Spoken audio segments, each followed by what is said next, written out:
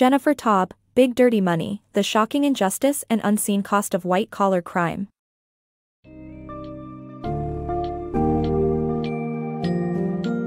In Big Dirty Money, Jennifer Taub offers a captivating glimpse into the world of white-collar criminals and the shocking repercussions of their actions. Vividly exploring high-profile cases, such as the Sackler family-led opioid crisis and the financial meltdown of 2008, Taub illustrates the injustice and costs of these large-scale scams. This summary provides an overview of the harsh realities that emerge when the wealthy escape punishment and continue to thrive, while the not-so-fortunate face severe consequences. Readers can anticipate instructive discussions of how these criminal masterminds operate and the systemic failures that enable their continued success.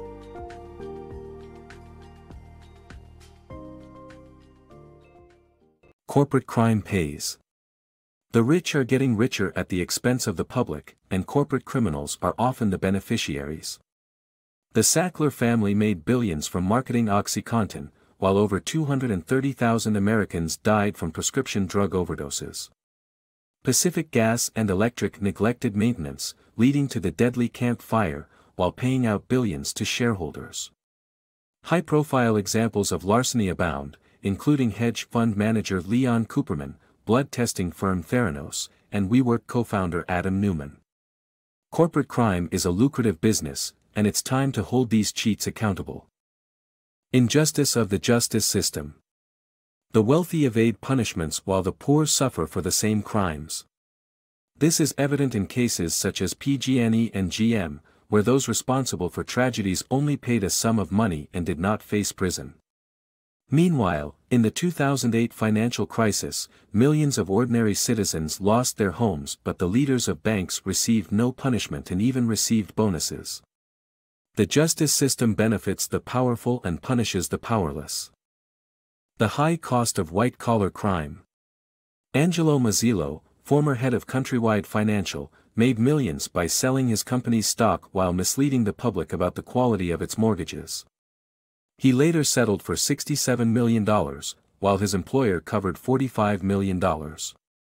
Despite collecting $500 million in compensation in the previous decade, Mazzillo faced no criminal charges. This case highlights the need for a clearer definition of white-collar crime, with enforcement efforts focused on costly infractions committed by powerful players rather than small-time economic offenders. Corporate crime and punishment. The book highlights how federal prosecutors were more lenient with financial crimes after the 2008 financial crisis.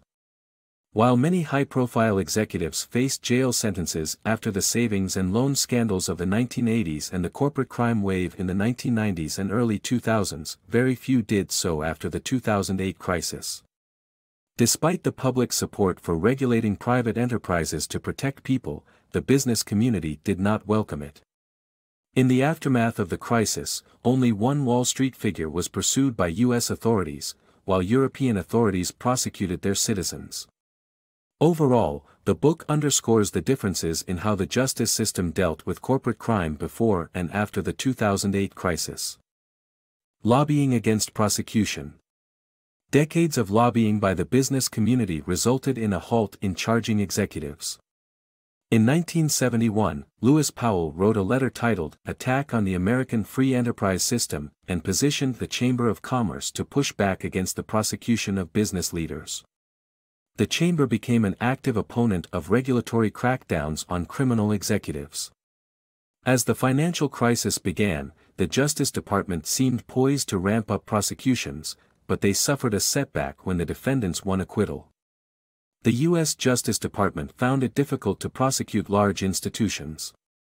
Therefore, major banks and their execs became too big to fail and too big to jail. Unmasking white-collar crimes. White-collar crimes are complex and require maximum attention from investigators and prosecutors. The victims of these crimes do not receive the same level of support as those of violent crimes. Mandy McGowan's overdose is an example of a white-collar crime victim. She was addicted to OxyContin, which was prescribed to her by a pharmaceutical company. The company marketed the drug as being non-habit forming, making it an attractive option for those experiencing chronic pain.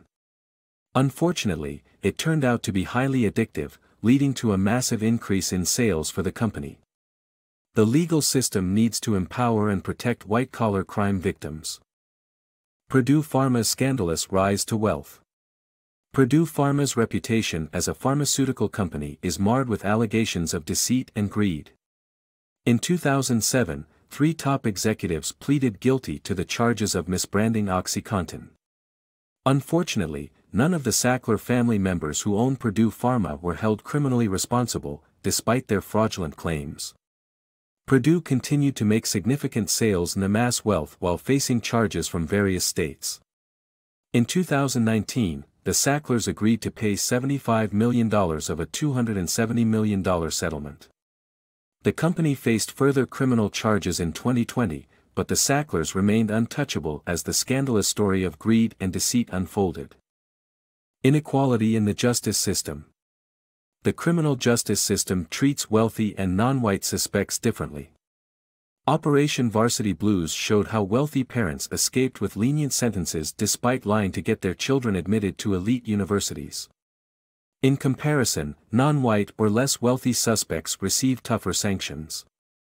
For instance, a homeless woman in Connecticut had to pay $25,000 bond for enrolling her son in a neighboring school, while Eric Garner died during a seemingly routine arrest over small-time tax fraud. In other cases, white-collar criminals like Deborah Kelly, a bond broker in New York, received only 6 months of home confinement despite involvement in public corruption. The criminal justice system has multiple entry points for forgiveness, but that forgiveness is more accessible to white-collar offenders than non-white or less wealthy ones. Fighting white-collar crime. White-collar crimes often go unpunished due to weak laws and insufficient government support.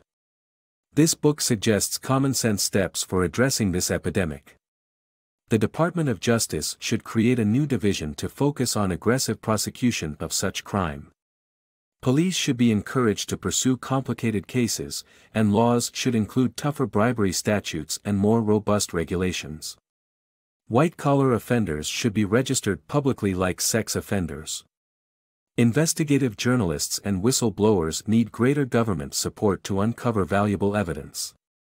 The IRS should be reinvigorated to tackle the $800 billion gap between taxes owed and collected.